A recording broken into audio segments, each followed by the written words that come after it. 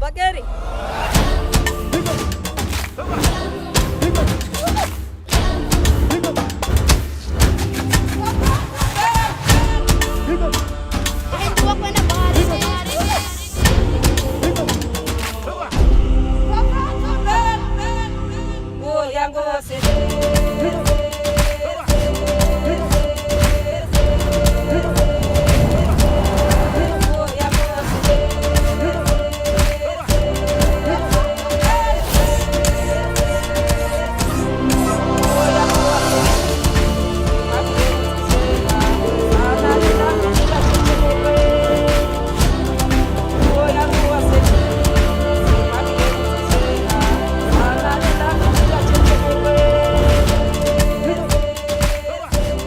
மனதுக்கேற்ற மாதா தொலைக்காட்சி நேயர்கள் அனைவருக்கும் வணக்கம். வணக்கம். சென்ற வாரம் நற்செய்தி மாணவர்கள் நிகழ்ச்சியிலே SMA சபையை சார்ந்த அருட்தந்தை ட்ரிங்சன் அவருடைய நைஜீரியா நாட்டு நற்செய்தி பணி அனுபவத்தை நாம் கேட்க ஆரம்பித்துள்ளோம். அன்பு நேயர்களே, இந்த வாரமும் அருட்தந்தை தன்னுடைய நற்செய்தி பணி அனுபவத்தை சொல்லுவதற்கு தயாராக இருக்கிறார். வாருங்கள், ஆர்வமுடன் கேட்போம். வணக்கம் ஃபாதர். வணக்கம். ஸோ நீங்கள் ப்ரீஸ்டாகி இப்போது 15 வருஷம் ஆச்சுங்களா ஃபாதர்? 2006 குருவான. ஓகே. நீங்கள் சொன்னதை வச்சு பார்க்கும்பொழுது 15 வருடத்தில் நீங்கள் இந்தியாவில் அதாவது தமிழ்நாட்டில் நீங்கள் குருவானவராக நீங்கள் இன்னும் பணி செஞ்சது இல்லை. 15 வருஷமும் நைஜீரியாவிலே தான் இருக்கீங்க. ஸோ நைஜீரியா நாடு நீங்கள் தேர்ந்தெடுத்த காரணம், அதாவது நான் குருவானவராகி நான் இங்கேயே இருக்கிறேன் அப்படின்னு நீங்கள் என்ன காரணத்துக்காக தேர்ந்தெடுத்தீங்க? நாங்கள் தேர்ந்தெடுக்கிறதில்ல. ஓகே, வழக்கமாக அதாவது போங்க அப்படின்னு சொல்லுவாங்க, நாங்கள் போயிடுவோம். அப்பாயிண்ட் பண்ணாலும் ஓகே, நம்ம நமக்குன்னு உங்களுக்குன்னு ஒரு விஷன், நம்ம கலந்து ஆலோசிப்பாங்க, நான் இதை செய்ய போகிறேன் அப்படின்னு. ஸோ அங்கே இருந்ததுக்கான ஒரு காரணம் கண்டிப்பாக நம்ம எந்த பணியை செய்தாலும் அது அருள் பணியாக இருக்கணும் இல்லையா, ஒரு மெய்ப்பு பணியாக இருக்கும். ஸோ அப்படிப்பட்ட ஒரு மெய்ப்பு பணியை ஒரு பாஸ்டரல் ஒரு ஒர்க்கை உங்களால் இன்றைக்கி அந்த 15 வருஷமாக எந்த அளவுக்கு நீங்கள் செய்ய முடிச்சிருக்குது? காரணம், இங்கே நம்மளால் ஒரு ஸ்ட்ரக்சரில் இருக்குது. நம்ம ஒரு ஃபாதர் போவார், ஒரு பண்ணுவார். அப்போ அந்த ஃபாதர் போனோன்னே நம்மளும் போய் பண்ணுவோம். எல்லாம் ஏற்கனவே ஒரு ஸ்ட்ரக்சர் இருக்குது.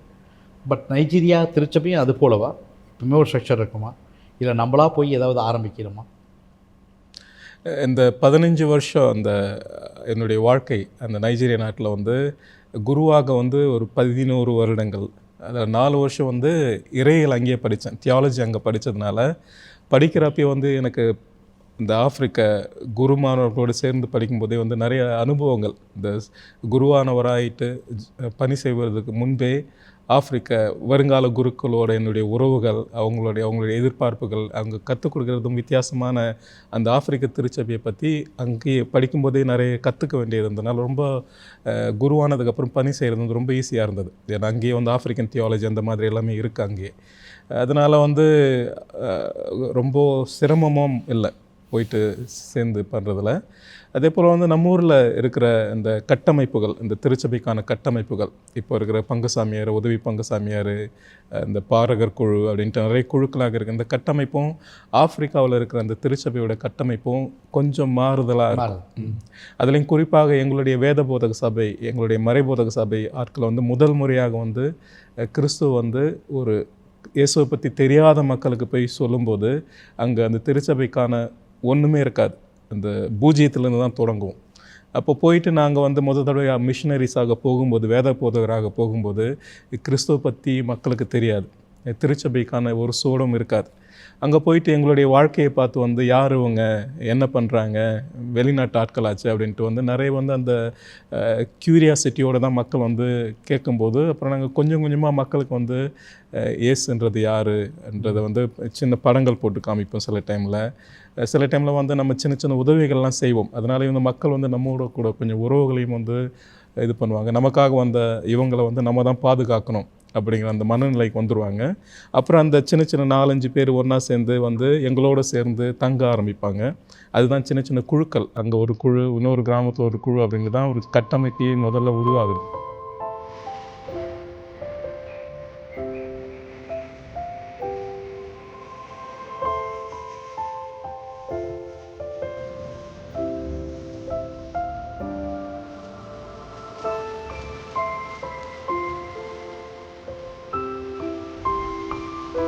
அப்புறம் அந்த குழுத்து வந்து நாளடைவில் பெருசாகிட்டு ஒரு 20-30 பேராக ஆகி அப்புறம் வந்து ஜெபம் செய்ய ஆரம்பிப்பாங்க. நாங்கள் போயிட்டு நின்று ஜெபம் செய்யும். அப்போ வந்து ஞானஸ்தானம் வாங்காதவங்க எல்லாருமே கிறிஸ்துவை பற்றி முதல்ல கேட்குறாங்க. அதனால் வந்து கிறிஸ்துவர்களாக மாறுவதற்காக வந்து அவங்க முயற்சிக்கிறாங்க இந்த வேதத்தில்.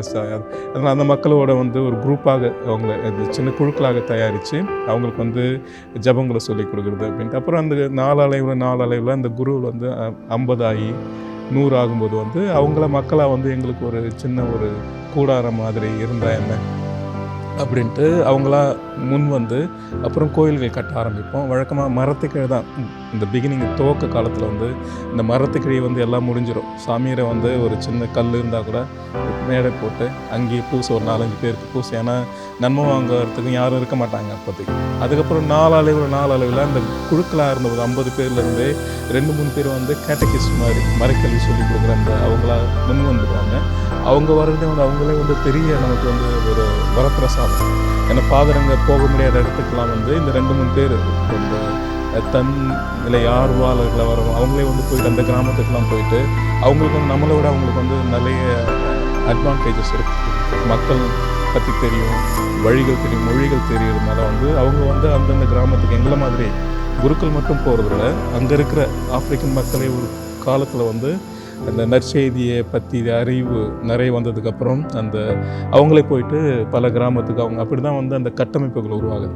அப்போ கொஞ்சம் கொஞ்சமாக அந்த சின்ன குழு வந்து ஒரு கிளை பங்காகி அப்போது ஒரு பங்காகி அப்புறம் இந்த மேட்டான சாத்தால் வந்து அங்கீகரிக்கப்பட்டு அப்படி தான் அந்த வந்து கட்டமைப்புகளே உருவாகுது. அது ஒரு சாதாரண ஒரு கட்டமைப்பு. அப்புறம் அங்கே வரும்போது இந்த வளர்ந்து வர திருச்சபையிலேயே இந்த அன்பியங்கள் மாதிரி குழுக்களிலே வந்து அவங்களுக்குள்ள ஒரு பிரிச்சுக்குவாங்க. நான் இந்த கோயிலை சுத்தம் பண்ணுற வேலையை நான் பார்த்துக்கிறேன், ஜெபம் செய்கிற வேலையை நான் பார்த்துக்கிறேன், பாட்டு பாடுற வேலையை நான் பார்த்துக்கிறேன், ஃபாதர் கூட வந்து இந்த கட்டுமான பணிகளை பார்த்து நான் அப்படின்ட்டு சின்ன சின்ன குழுக்களாக வந்து அப்பயே வந்து தயார் நிலைக்கு வந்துடுறாங்க. அப்புறம் வந்து ஆண்கள் வந்து ஒரு குரூப் ஆகிடுவாங்க, கல்யாணமான ஆண்கள், கல்யாணமான பெண்கள் ஒரு குரூப் ஆகிடுவாங்க, இந்த இளைஞர்கள் வந்து ஒரு குரூப் ஆகிடுவாங்க, இந்த குழந்தைங்களுக்குன்னு ஒரு குழுக்கள் வந்துடும். அது மாதிரி வந்து ஒரு சின்ன ஒரு 50 பேர் கொண்ட குழுவிலையும் வந்து 5-6 வந்து துணைக்குழுக்கள் இருக்கும். அது வந்து ரொம்ப ஸ்ட்ராங்காக இருந்ததுனால வந்து அந்த மக்கள் வந்து ரொம்ப ரூட்டடாக இருக்காங்க அந்த இதில். அதுதான் சாதாரண ஒரு கட்டமைப்பு. அதன் மூலயமா அந்த திருச்சபை வளர வந்து இந்த திருச்சபை வந்து மண்ணோடு சார்ந்த ஒரு திருச்சபையாக வந்து இருக்குது.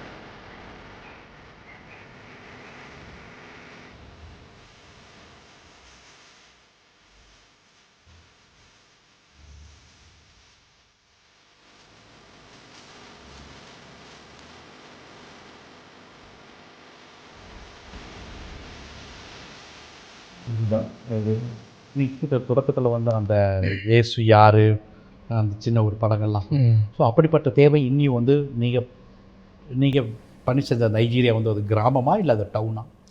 நான் வந்தது வந்து ஒரு செமி டவுன் மாதிரி ஒரு டவுன் மாதிரி இருந்தது. ஆனால் இன்றைய அளவிலும் வந்து இயேசுவை பற்றி அறியாத மக்கள் நிறைய இருக்காங்க. ஒரு குறிப்பிட்ட தூரத்துக்கு தான் நம்மளால் போக முடியுது.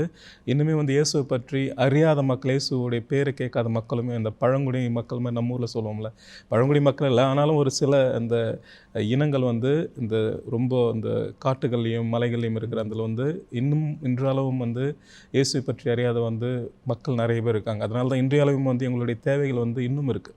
இன்றைக்குமே இந்த இந்தியாவில் வந்து பலவித இந்த இளைஞர்களை அழைத்து அவங்களை குருக்களாகி இன்னுமே நாங்கள் ஆப்பிரிக்காவுக்கு அணைச்சி இந்த ஆப்பிரிக்கா மறைபோதக சபையினுடைய மூலயமாக இன்னுமே வந்து குருக்களை வந்து ஆப்பிரிக்காவுக்கு முதல் தடவையாக அந்த ஆண்டவரை அறிவிக்கிறதுக்காக இன்னும் அணைச்சிக்கிட்டு தான் இருக்கோம். நாங்கள் நீங்கள் உங்களோட முதல் கட்டம் அந்த எவாஞ்சலைசேஷன் இதை வந்து நீங்கள் வந்து என்னென்ன பணிகள் வழியாக நீங்கள் செஞ்சீங்க? அதாவது டைரக்டான எவாஞ்சலைசேஷன் வந்து அது ஒன்று, இல்லை வேறு என்ன பணிகள் உங்களுக்கு அங்கே இருக்குது? இது ஏற்கனவே கட்டமைக்கப்பட்ட கோயில்களில் வந்து பாரிஷ் ப்ரீஸ்டாக இருந்தீங்களா, அல்லது ஸ்கூல் அல்லது மெடிக்கல் அப்படி? எங்களுடைய வேத போதக சபை எஸ்எம்ஏ, குறிப்பாக இந்திய குருக்கள் வந்து பங்குக்கு தான் போகிறாங்க. இந்த கட்டமைக்கிற பங்குகள் தான் நிறைய பேர் பண்ணுறாங்க.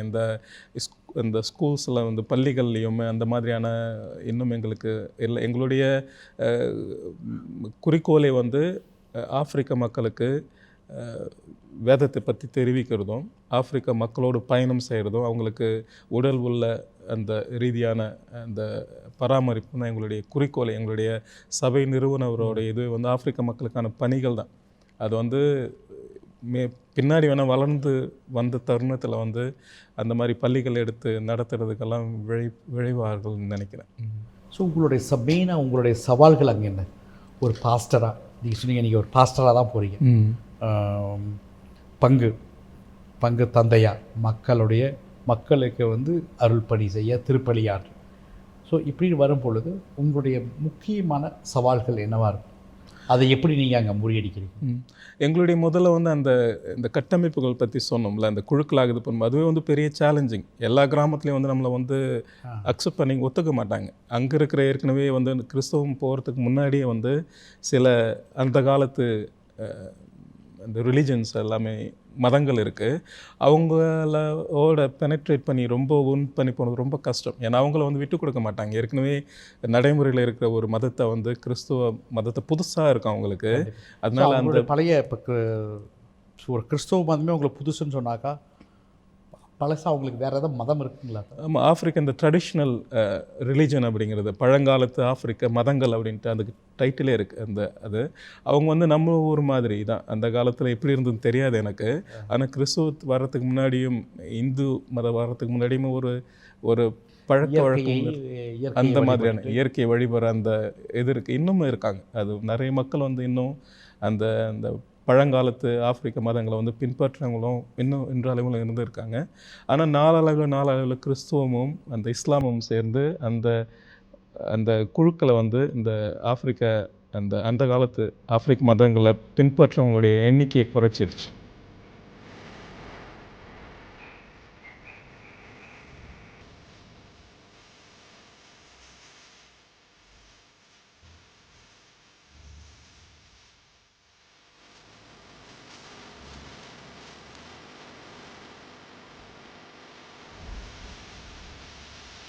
அப்போ போகும்போது வந்து அந்த சவால்கள் நிறைய இருக்கும். குறிப்பாக ஆப்பிரிக்காவில் வந்து இந்த இஸ்லாம் நல்லா எஸ்டாப்ளிஷ்ட் ஆகிட்டு இருந்த அந்த இடங்கள்லேருந்து வந்து பலவிதமான எதிர்ப்புகளும் வரும். இந்த கிறிஸ்துவம் வர்றதுக்கு வந்து அவங்களும் வந்து அவ்வளோ ஈஸியாக விட்டுட மாட்டாங்க.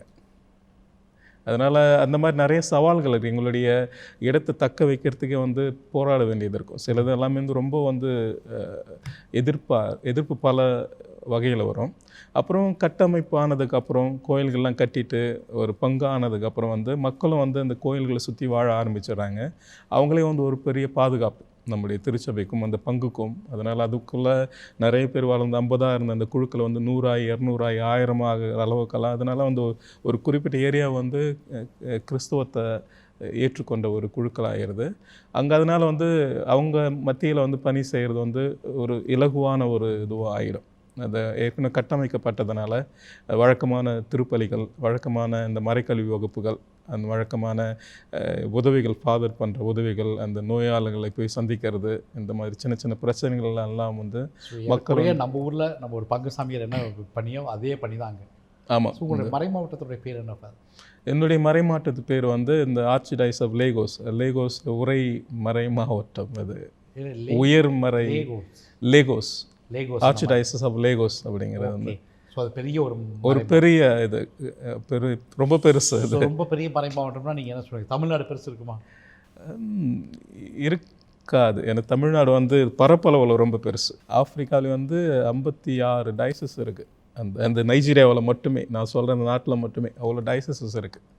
அதில் வந்து லேகோஸ் வந்து உயர் மறை மாவட்டம். அது வந்து பெரிய ஒரு பரப்பளவு கொண்ட நாடு தான்.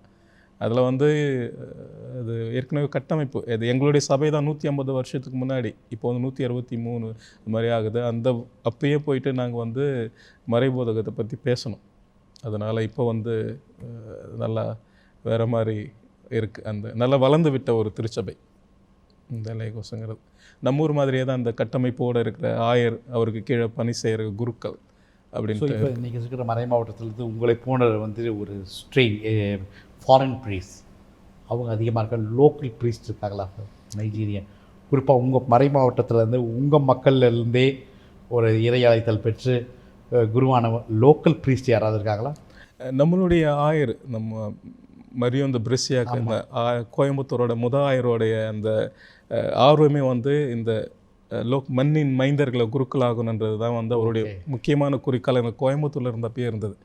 ஆப்பிரிக்காவில் அவர் ஆப்பிரிக்க சபையை நிறுவிட்டு ஆப்பிரிக்காவில் போனப்பையும் அவருடைய முதல் குறிக்கலை ஆப்பிரிக்க மக்களுக்கு ஆப்பிரிக்க குருக்களை பணியாற்ற வேண்டும் அப்படி. அதனால் எங்களுடைய நோக்கமே ஆப்பிரிக்காவில் இந்த இறை அழைத்தலை வர வைக்கணும். நாங்கள் அந்த கட்டமைக்கப்பட்ட அந்த குழுக்களில் இருந்து இறை அழைத்தலை வர வச்சு அவங்களே குருக்களாகவும் அவங்களே ஆயர்களாகவும் எங்களுடைய பணி நிறைவடைஞ்சிட்டு இந்த திருச்சபையை கட்டமைக்கப்படாத இடங்களுக்கு நாங்கள் மாறி போயிடுவோம். அந்த மாதிரி தான் இப்போது ஆப்பிரிக்காவில் பார்த்தீங்கன்னாக்கா, குறிப்பாக நான் பணி செய்த நைஜீரியாவில் அவங்களே ஆயர்களாகவும் கருதினால்மார்களாகவும் 1000க்கு மேற்பட்ட குருக்களும் இருக்காங்க. அதனால் நம்மளுடைய தேவைகள் அதிகமாக இருக்காது இந்த மாதிரியான வளர்ந்து விட்ட திருச்சபையில். ஆனாலும் சில இன்னும் நிறைய ஏரியாஸ், நிறைய பரப்பளவில் இன்னும் இயேசுவை பற்றி அறியாத மக்களுக்கு இதை எஸ்டாப்ளிஷ் பண்ணிவிட்டு நாங்கள் அப்படியே மூவ் ஆகி போயிடும். அதனால் ஆப்பிரிக்கன்ஸை ஆயர்களாகவும் கருதினால்மார்களாகவும் குருக்களாகவும் வந்துட்டாங்க. அதனால் நம்மளுடைய தேவைகள் அவ்வளவாக இருக்காதுன்ட்டு என்னுடைய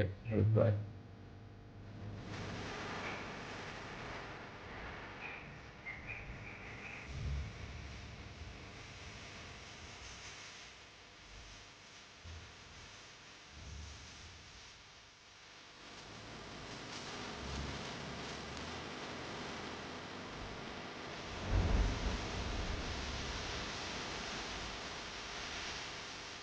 இப்போ நீங்கள் அந்த மக்களுடைய கல்வி தரம் என்ன, நீங்கள் வேலை செஞ்ச நீங்கள் உங்களுடைய மறை மாவட்டம் லேகோஸ் சொன்னீங்க.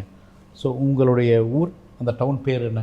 நீங்கள் வேலை செய்கிற நான் ஒரு சின்ன விக்டோரியா ஐலாண்ட் அப்படின்ட்டு ஒரு சின்ன தீவில் வேலை செஞ்சேன். தீவுனாக்கா ரொம்ப தனிப்பட்ட தீவு இல்லை, ஒரு மெயின்லேண்ட்லேருந்தே ஒரு சின்ன ஒரு தீவு, கடலுக்கு நடுவில் இருக்கிற ஒரு தீவு தான் அது. கொஞ்சம் பெரிய தீவு அது. ஸோ நீங்கள் வேலை செய்கிறது ஒரு கடற்கரை? ஆமாம், சுற்றி கடல் தான் அது. அதனால் ஆனாலும் ஒரு குறிப்பிட்ட பரப்பளவு கொண்ட ஊர் பேர் என்ன சார்?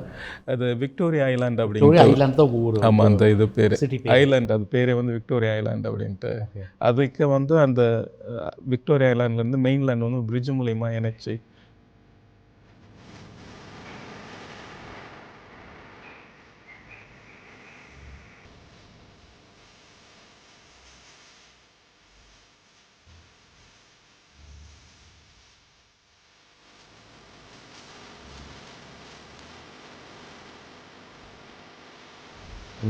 ஸோ உங்களுக்கு எத்தனை கிளை பங்குகள்லாம்? நாங்கள் இருந்தப்போ நிறைய பங்குங்க உருவாயிடுச்சு. நாங்கள் போனப்போ அந்த விக்டோரியா ஐலாண்ட்லேயே ஒரு சின்ன இதுவாக இருந்தாலுமே அதுலேயே ஒரு 3 பங்குங்க வந்துடுச்சு அப்பயே. இப்போ ஒரு 10 பங்குக்கு வந்துடுச்சு. இந்த கிளை பங்குகளாக இருந்தது எல்லாமே இப்போ பங்குகளாக மாறி போயிடுச்சு. நான் இருந்தப்போ 3 இருந்தது. இப்போ எல்லாமே நல்லா டெவலப் ஆகிட்டு நல்லா அந்தந்த பங்குகளாகிட்டு குருக்குலம். அவங்களுடைய வாழ்க்கை தரம் என்ன? அதாவது பொருளாதார ரீதியாக, கல்வி ரீதியாக அவங்களுடைய நிலை என்ன? இப்போது கல்வி அறிவு நிறைய வந்துட்டுது. இப்போ முன்ன மாதிரி எல்லாமே எந்த நாடுமே இல்லைன்னு நினைக்கிறேன். ஆப்பிரிக்கா கல்வி அறிவு நாளுக்கு நாள் அதிகமாகிட்டே போகுது. அந்த கல்வி அறிவு அதிகமாக அவங்களுடைய ஈடுபாடு, அவங்களுடைய அந்த சிந்தனைகள், அவங்களுடைய அந்த விழிப்புணர்வு, அது மாதிரிலாம் நிறைய வந்துட்டதுனால அவங்களுடைய பங்களிப்பு அவங்களுடைய கவர்மெண்ட்டுக்கும் சரி அந்த திருச்சபைக்கும் சரி அதிகமாகிடுச்சு. அதனால் கல்வியறிவில் ஆப்பிரிக்க மக்கள் நிறைய வளர்ந்துட்டு. அரசியல் கொஞ்சம் வித்தியாசமாக இருக்கும். இது நம்ம ஊர் மாதிரி நான் சொல்லக்கூடாது, அந்த தாழ்த்தி சொல்லலை. ஆனால் அந்த ஆப்பிரிக்காவிலையும் ஒவ்வொரு நாட்டுக்கும் ஒவ்வொரு அரசியல் கட்டமைப்புகள் இருக்குது. இந்த ஒவ்வொரு நாடுமே வித்தியாசமான நாடுகள். சில நாடுகள் இன்னுமே இராணுவ ஆட்சியின் கீழே தான் இருக்குது. சில நாடுகள் குடியரசாக இருந்தாலும் அதோடைய குடியரசு அதுக்கு தேவையான அந்த காரணிகள் எல்லாமே நம்ம பார்க்க முடியாது. அடக்குமுறை, வன்முறை, அந்த மாதிரி இந்த முக்கியமான பெரிய பிரச்சனையாக இருக்கிறது வந்து இந்த கையூட்டு, இந்த பிரைபரி அண்ட் கரப்ஷன் தான் வந்து ரொம்ப பெரிய ஒரு இருக்குது. என்ன வேணாலும் பண்ணிடலாம் இந்த காசு வச்சு, அந்த மாதிரி ஓகே, அந்த மாதிரி இருக்குது. அதாவது சட்டம் ஒழுங்குங்கிறது குறைவு தான். சட்டம் ஒழுங்கு இருக்குது, ஆனால் குறைவு. நம்ம ஊர்லேயும் இருக்குது அந்த மாதிரி அதே சுச்சுவேஷன் தான், நம்ம ஊர்லேயும் அதே சூழ்நிலைகள் தான். ஆனால் அங்கே வந்து கொஞ்சம் அதிகமாக இருக்க மாதிரி நான் இருந்த டைமில். இப்போ மாறி போயிடுச்சு. நான் அங்கே இருந்து வந்து இப்போ ஒரு 3-4 வருஷம் ஆகிப்போச்சு. ஆனால் அந்த பிரச்சனைகள்லாம் இருக்குது, சட்டம் ஒழுங்கு பிரச்சனைகள் இருக்குது, இந்த வன்முறை, இந்த அதனால் அதெல்லாமே கொஞ்சம் இந்த வேலை இல்லாத பிரச்சனை இருக்கிறதுனால வந்து அந்த இளைஞர்கள் எல்லாமே வந்து வேறு வழியில் பணத்தை எப்படி இது பண்ணலாம் அப்படின்றதுனால அந்த மாதிரி திருட்டுகள், களவுகள் அந்த மாதிரி எல்லாமே இருக்குது. எல்லா நாட்டு நம்ம ஊரில் இருக்க மாதிரி அங்கே கண்டிப்பாக எந்த வீட்லேயும் வந்து எல்லாமே ஒரு பர்ஃபெக்டாக தான் இருக்கும்ல. ஸோ அங்கேயும் இருக்குது அப்படிங்கிற ஒன்று. இன்னொன்று, இதுக்கு வந்து இப்போ வந்து அவங்க கல்வியோ இதெல்லாம் எல்லாருக்குமே அவங்களுக்கு போதுமான கல்வி அவங்களுக்கு இருக்குது இல்லைங்களா? ஸோ இந்த மக்களுடைய இப்போ ஒரு உங்களை மாதிரி ஒரு ஃபாரின் ப்ரீஸ் இந்த மக்கள் வந்து எவ்வளோ தூரம் வரவேற்கிறாங்க? மக்களுக்கு பொதுவாக வந்து குருத்துவத்து மேலேயும் குருக்கள் மேலேயும் ரொம்ப பக்தி. கடவுள் மாதிரி, கடவுள் ஸ்தானத்தில் நின்று வந்து இந்த பூசை முடிச்சுட்டு வந்த உடனே எல்லாமே கையை முத்தம் கொடுக்க ஆசைப்படுவாங்க. ஏன்னா பூசை செஞ்சுட்டு வந்தீங்க, அதனால வந்து அது அந்த புனிதத்தன்மை அந்த கையில் இருக்குன்னு வந்து எல்லாருமே அது ரொம்ப காலை தொட்டு கும்புறது, இந்த கையை தான் பிடிச்சி என்னுடைய பங்கில் வந்து பூசை முடிஞ்சுட்டு வெளியே வந்தாலுமே அந்த கையை தொட்டு இது முத்தம் கொடுக்குறதுக்கும் சரி, ஜபம் செய்யறதுக்கு நம்ம வந்து கையில் நம்ம ஊரில் பண்ணுற மாதிரி அதுக்கான ஒரு பெரிய குரூப். அந்த அதீத நம்பிக்கை அந்த கடவுளுடைய ஸ்தானத்தில் இருக்கிறவங்க வந்து நம்மளை வந்து ஒரு கடவுளின் கருவியாக, ஆமாம், அது ரொம்ப நம்மளை வந்து பார்க்குறாங்க. அதுதான் ரொம்ப டச்சிங்கான ஒரு இது. எனக்கு அந்த மக்கள் நம்மளை எப்படி பார்க்குறாங்கன்றது வந்து அதீத நம்பிக்கை, விதங்கள், ஆமாம், ரொம்ப அதீத நம்பிக்கை, விசுவாசம், மரியாதைகள். அதனால் வீட்டுக்கு போனாலுமே வந்து நல்லா வரவேற்பாங்க, இங்கே நல்லா ரொம்ப நல்லா பண்ணுவாங்க. அதுதான் அந்த மரியாதை அதிகம் இருக்குது. நம்ம ஊரில் ஒரு காலத்தில் அந்த மாதிரி மரியாதை இருந்ததுன்ட்டு சொல்லுவாங்க, இருக்குது. பட் வந்து என்னன்னு சொன்னால் அந்த மாடர்ன் ஆகிட்டாங்க. ஸோ அந்த மாடர்னிட்டிங்கிற பேரில் வந்துட்டு இந்த மரியாதை அது வந்து இப்போ செலுத்துகிற விதம் வேறு மாதிரி ஆகிடுச்சிங்க. பட் அங்கெல்லாம் இன்னும் அந்த ஒரு ப்ரீஸ்ட்டை வந்து ஒரு ப்ரீஸ்ட் வரைக்கார கால்களை கழுவுறதும் அவங்களோட கலாச்சார முறைப்படி ஒரு குருவானவர் வந்து அவங்க வீட்டுக்குள்ளே வரவேற்கிறத பற்றி சொன்னார். இது ஆஃப்ரிக்காவை வந்து இந்த இறையியல் இது கண்டம் தான். ஆஃப்ரிக்காவில் வந்து அந்த இறையியல் அந்த இது வந்து சமயம் கலந்தது வந்து அவங்க வாழ்க்கை நிறைய வந்து கடவுளை சார்ந்தது தான். அதனால் வந்து நம்மளையும் வந்து அந்த கடவுள் ஸ்தானத்தில் வச்சு பார்க்குறது, அதுவும் வந்து இயேசுவை பற்றி தெரிஞ்சுக்கிட்டவங்க, அது கடவுளுடைய அந்த சக்திகள், கடவுளுடைய அந்த நற்குணங்கள் எல்லாம் கேள்விப்பட்ட மக்கள், இவங்க வந்து கடவுளுக்காக தங்களுடைய நாட்டை விட்டு, வீட்டை விட்டு, கலாச்சாரத்தை விட்டு, உணவு முறைகளை விட்டு வந்திருக்காங்களேன்றதே வந்து பெரிய இது. குறிப்பாக இந்தியர்கள்னாலுமே வந்து கொஞ்சம் வித்தியாசமாக பார்ப்பாங்க. ஏன்னா இந்தியர்கள்னாலுமே இந்துக்கள்ங்கிறத ஒரு கான்செப்ட் இருக்குது. அதில் வந்து ஹிந்துஸ் தான் வந்திருப்பாங்க. அதுதான் அந்த காலத்தில் வந்து இந்த பழைய இந்தி படங்கள்லாம் பார்ப்பாங்க, இந்த பாம்பு ஆடுற படம், அந்த மாதிரி எல்லாமே வந்து அவங்களாம் எப்படி நீங்கள் இந்த இந்தியாவிலேருந்து எப்படி சாமியார் ஆனீங்கிறதே வந்து ஒரு பெரிய ஆச்சரியத்தோடு தான் பார்ப்பாங்க. நம்மள எல்லாத்தையுமே ஹிந்துஸ் நினச்சிருப்பாங்க. அதாவது இந்தியாவில் கூட கிறிஸ்டின்ஸ் இருக்கிறாங்களா அப்படின்னு கேட்குற யூரோப்பியன்ஸே இருக்கிறாங்க. ஆமாம், இந்தியாவில் இன்னும் கிறிஸ்டின்ஸ் இருக்கிறாங்களா அப்படின்னு. ஸோ இந்த 15 ஆண்டுகால இந்த பாஸ்டரில் ஒரு உங்கள் எக்ஸ்பீரியன்ஸ் நைஜீரியாவில் நீங்கள் நிறைய பாசிட்டிவான விஷயங்கள்லாம் சொன்னீங்க. இன்னொன்று வந்து இந்த கேள்வி நான் உங்கள்கிட்ட கேட்கவே கூடாது. ஏன் வந்து ஐயோ இங்கே நம்ம ஊர்லேயே நம்ம இந்த பணி செஞ்சுருக்கலாமே, ஃபாதராக இருந்திருக்கலாமே, நம்ம ஏன் வந்து இந்த மக்கள் சொன்னவங்க உங்களை வந்து அப்படி யோசிக்க வச்ச சந்தர்ப்பங்கள் ஏதாவது இருக்கா? நான் இது வரைக்கும் யோசித்ததில்லை. நம்ம ஊரில் அங்கே தான் படிச்சிங்க. ஆமாம், அதனால் என்னுடைய அழைத்தலே வந்து ஆப்பிரிக்க மக்களுக்காக போகணுன்ட்டு முடிவு பண்ணிட்டு தான் அந்த ஆப்பிரிக்க மண்ணுக்கே போனது. அதனால் வந்து மனம் ரொம்ப சந்தோஷமான தருணங்கள், ரொம்ப மன நிறைவோடு நிறைய நாள் வந்து எல்லாம் வேலை முடிச்சுட்டு ஈவினிங் மாலை வேலையில் போகும்போதே வந்து மன நிறைவோடு நிறைய நாட்கள் போயிருக்கும். ஏன்னா மக்களுடைய அந்த மரியாதை, நம்மளால் செய்ய முடிஞ்ச அந்த பணிகள், அது வந்து மக்களுடைய அந்த அப்ரிஷியேஷன் மாதிரி அவங்களுடைய மக்கள் வந்து இந்த குருக்களோடையே இருப்பாங்க, அந்த ஃபாதரோடையே பயணிப்பாங்க. ஃபாதர் செய்கிறது எல்லாமே சரின்னு நினைப்பாங்க. நிறைய டைம் தவறுகளும் பண்ணுவோம், ஆனால் ஃபாதர் எது சொன்னாலும் சரியாக இருக்கும் அப்படின்ட்டு. அதே போல் வந்து ஃபாதர் வந்து எல்லாருக்கும் எல்லாமும் ஆகிடுவார். கனவு வந்துட்டால் கூட ஃபாதர் இந்த கனவு வந்துச்சு, என்ன பண்ண அப்படின்னா ஏதாவது வந்து வித்தியாசமான சூழ்நிலைகளை பார்த்தா கூட ஃபாதர் ஏதோ ஆக போகுது போல இருக்குது, கோயிலில் வீட்டை வந்து மந்திரிங்க அப்படின்ட்டு கோயிலில் வந்து ஒரு 2 மணிக்கு ஃபோன் பண்ணுறது, 1 மணிக்கு வந்து கதவு தட்டுறது, இந்த பயத்தினால எதுன்னு அந்த சூனியங்கள் அந்த மாதிரியெல்லாம் ஏவல் ஓவல் நிறைய இருக்குதுல்ல. நம்ம ஆப்பிரிக்காவில் நிறைய இன்னுமே இருக்குது. மக்களுக்கும் பயம், அது மேலெல்லாம் பயம். அதெல்லாம் ஃபாதருங்கெல்லாம் வந்து முறியடிச்சிருவாங்க அப்படின்ட்டு ஒரு நம்பிக்கை. எனக்கு இதெல்லாம் வந்து இதை தான் அவங்க வணங்கிட்டு இருக்கிறாங்க. அந்த சூனியமையும் அந்த காலத்தில் இருக்கலாம் இல்லை, இதுதான் அவங்களுடைய மதமாக இருந்தது. ஸோ இது போன்ற மக்களுக்கு வந்து நம்ம வந்து நீங்கள் வந்து இயேசுங்கிற பெயரை சொல்லி அவங்கள உச்சரிக்க வச்சு ஒரு மதம், ஒரு ரீதி, இதில் இருக்க சட்டங்கள்லாம் சொல்லும் பொழுது எந்த அளவுக்கு அவங்க வந்து அதுதான் உங்களுக்கு ஒரு பெரிய சவால், பெரிய ஒரு சவாலாக இருக்கும் இல்லைங்களா? அன்பு மாதா தொலைக்காட்சி நேயர்களே, கடந்த வாரமும் இந்த வாரமும் அருட்தந்தை ட்ரிங்சன் தன்னுடைய நற்செய்தி அனுபவத்தை நம்மோடு பகிர்ந்து கொண்டு இருக்கின்றார். ஏறக்குறைய 15 வருடங்கள் ஆப்பிரிக்காவிலே நைஜீரியா நாட்டிலே தன்னுடைய நற்செய்தி பணியை செய்து கொண்டிருக்கிறார் அருட்தந்தை. கண்டிப்பாய் இன்னுமாய் அதிகமாக மக்களோடு இருந்து, குறிப்பாக ஒரு பங்கு தந்தையாக அந்த ஆப்பிரிக்க மக்களுக்கு இருந்து அவர்களுடைய ஆன்மீக தேவைகளை பூர்த்தி செய்து வருகிற ஒரு நிலையிலே நம்மோடு மாதா தொலைக்காட்சிக்காக வந்து தன்னுடைய பணியை தொடர்ந்து நம்மோடு பகிர்ந்து கொண்டிருக்கின்றார். மீண்டும் வருகின்ற வாரம் அருட்தந்தை அவருடைய நற்செய்தி பணி அனுபவத்தை கேட்கும் வரை உங்களிடமிருந்து விடைபெறுகிறோம். நன்றி, வணக்கம்.